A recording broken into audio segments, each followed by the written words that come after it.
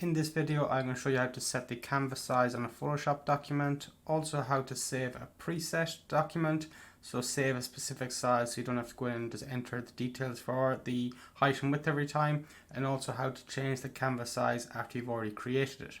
So click here to create new, and you'll be presented with these preset options. Over here where it says width and height, you have two boxes to enter some details in there. You can also change it from pixels to inches to centimeters, millimeters, points, picas. I'm going to leave it on pixels. So if you had a different height to a width, we'll just put 1000 in there. Make sure you have the right orientation picked, whether that be portrait or landscape. I'll change this back to 800 by 800. I'm going to click this button here. It looks like a download button. That is the save preset.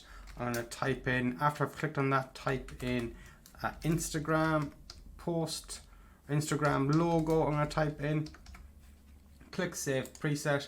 You can see here I have a couple of other ones saved. Now, do I want to have a black background or white background or any background? When I first open up the picture, I'm going to leave it on white, but you can click there. You can also set a custom one where it's a different color. I'm just going to leave it on white, click create, and now we have a created canvas that's 800 by 800.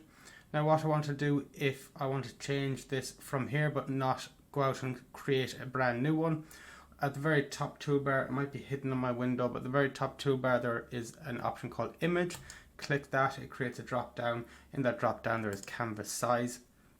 Now in this canvas size, say I want to change the width to 1000, and we have this color down here. This will show you the new parts of the image that you've created will turn up in blue, and because I've created it from the center, my image is going to get bigger from the center outwards, so there'll be a bit of blue on both sides. If I created this, if I anchored this to one side, then all the blue would just be on one side. You'll see that now in a minute. That'll make more sense. So I'm going to click OK. Like when we see that my image has got bigger from the center, so there's blue on either side.